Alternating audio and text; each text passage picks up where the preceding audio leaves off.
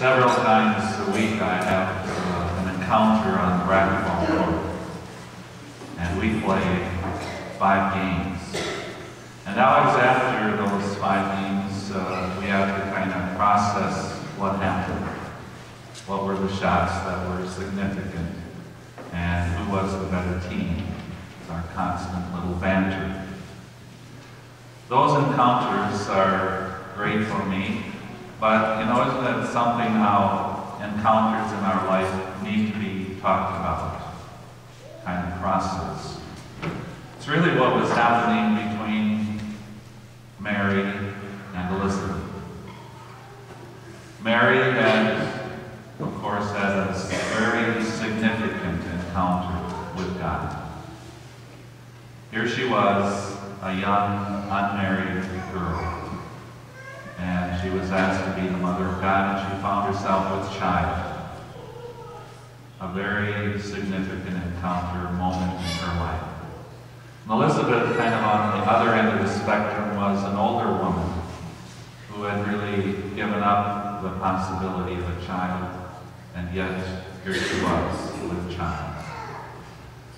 It seems so important, I'm sure it was to them, that they get together somehow process what was going on, what was happening in their life, and really to share a bit of the encounter that they had had with God, because they sensed it was much more than just the fact that they were with child, but it had something to do with God's plan for themselves and for the world.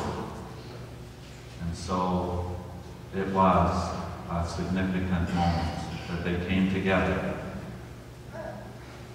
As we read that story, I think these days before Christmas and the significant encounter with God, I think that's really what this is about, our encounter with God this year, 2009, Christmas time.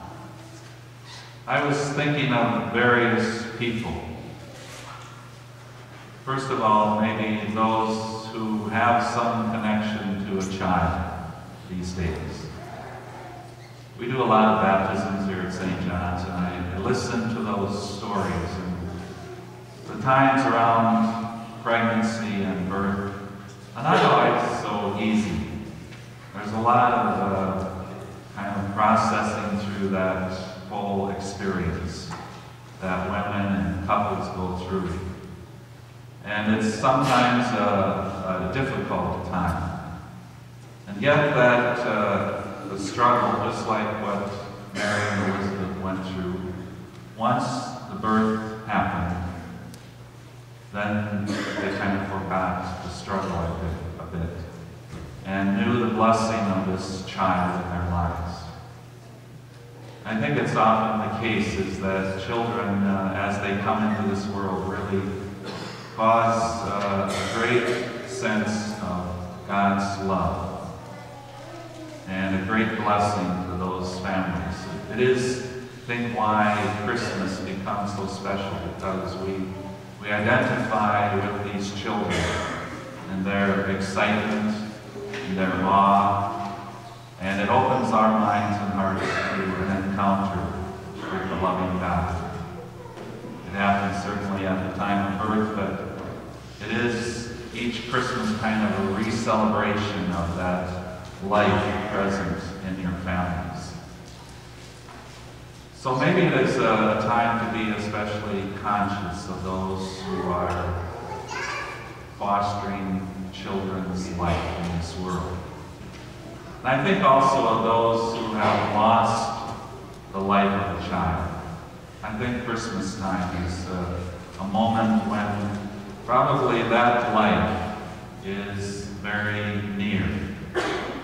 It crosses certainly over the boundaries of death. Whether it was a death that was unsuspected and unplanned for, and I believe even abortion. For those who have had an abortion, it is probably a moment to connect with the life that was in that family at some point and is no longer. Those encounters with human life, I think, are also God encounters. Secondly, I think of other folks who would love to be together for Christmas, but I think of the people in our parish who had an encounter here at St. John's, having been a significant member of this parish. But at this age of their life and maybe their health, it keeps them from coming and being with us. Christmas is a tough time for them not to come. They follow St. John's Parish and its life. They pray with and for us daily.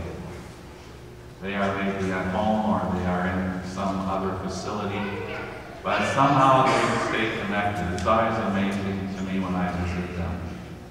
They are very alive in their faith, and it is that encounter with God, not necessarily that St. John did it for them, but really as a faith community.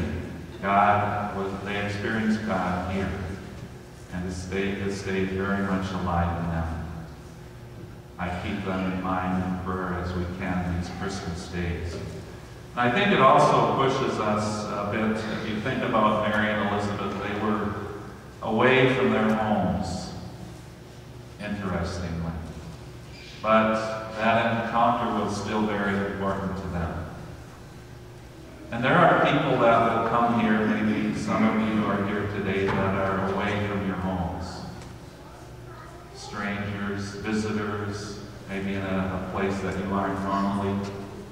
And yet, you came here. And we, as a faith community, want to welcome you, because the encounter that we have with God each Sunday as we gather, and certainly for the Christmas holiday, there will be people that come here that don't normally come here. And yet they come because somehow the encounter with God is important in their lives. And we want to be the community really that welcomes them, makes them have a home for this bit. To allow God really to touch them when they need to be away. So maybe these last days of Christmas, of Advent, I should say, in anticipation of Christmas, it is a good time to be conscious of the encounter that we have with God, and how it is that we minister that same encounter for those who come, for those who cannot come. Together we walk the journey of faith, and we trust that our God desires to be in our lives again and again.